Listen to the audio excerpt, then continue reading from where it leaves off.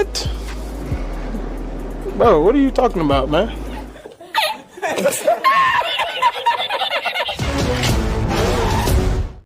Welcome back to episode 7 of FPLFreshly Insights.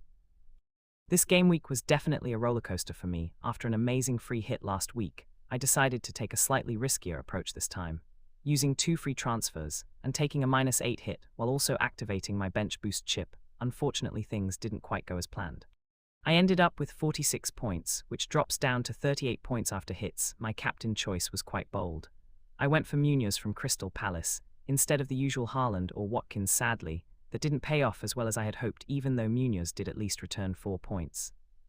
Sells 3, a steady but unspectacular return, no clean sheet, but still managed a few save points. Pedro Porro 1, a tough game defensively, no returns and no bonus points. Munoz 4 captain, my captain choice a bit of a disappointment considering the upside, but at least he didn't blank completely. Milinkovic 2, just appearance points, no clean sheet this time. Gakpo 2, a quiet outing for Liverpool's attack, no attacking returns. Wirtz 0, the biggest disappointment of the week, blanking completely. Semenyo 5, consistent as always, rewarded me with a return, despite a tricky away game. Reinders 9, one of my star performers this week, grabbing a great return and saving my game week from disaster. João Pedro 2, just 2 points despite Brighton looking lively. Watkins 2, surprisingly quiet considering Aston Villa had a good matchup.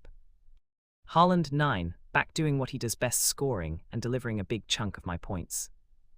Bench boost. Dubravka 4, a solid contribution with a few saves. Rodon 2, just the appearance points, but every little helps. King 1, not much impact, but part of the chip strategy. Tosin 0, unfortunate blank, but not the worst outcome overall. Positives from Game Week 5. Haaland still came through with 9 points, showing why he's such a reliable FPL asset. Reinders delivered a solid 9 points, which was one of the highlights of my week.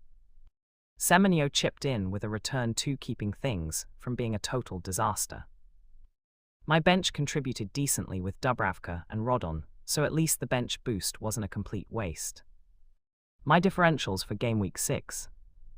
Looking ahead, this is where I see the opportunity to bounce back, with many managers now playing their wildcards, or even going in for another free hit. It's crucial to find those key differentials. Here are my top 3 picks for Game Week 6. Jeremy Doku, Burr H. Man City at home to Burnley is always tempting. Doku has been electric recently and could easily haul big if he starts. Joachim Anderson, AVL, A. Fulham's defensive structure remains solid, and Anderson has attacking threat from set pieces, a differential defender that could surprise. Xavi Simons, WOLH.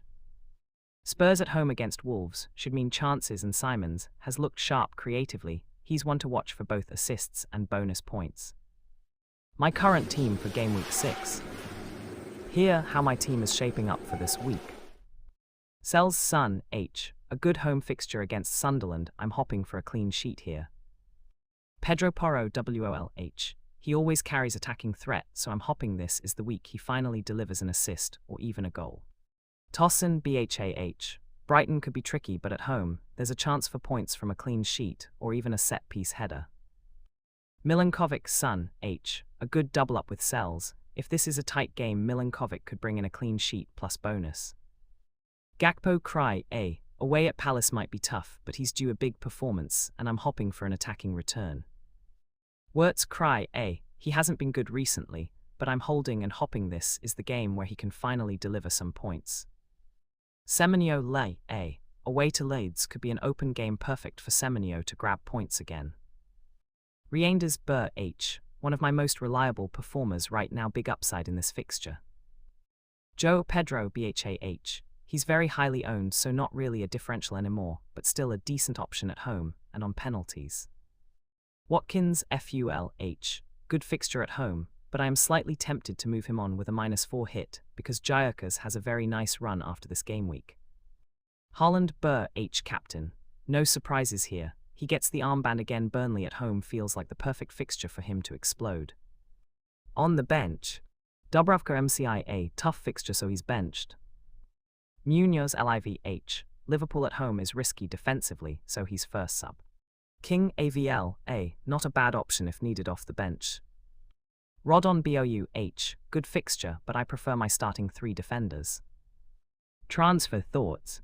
I might take another -4 hit this week, but it's a tough call. Isak is expected to start for Liverpool against Palace, which is very tempting, and as mentioned, Gyökeres has a really strong run coming up, which could make him a nice Watkins replacement.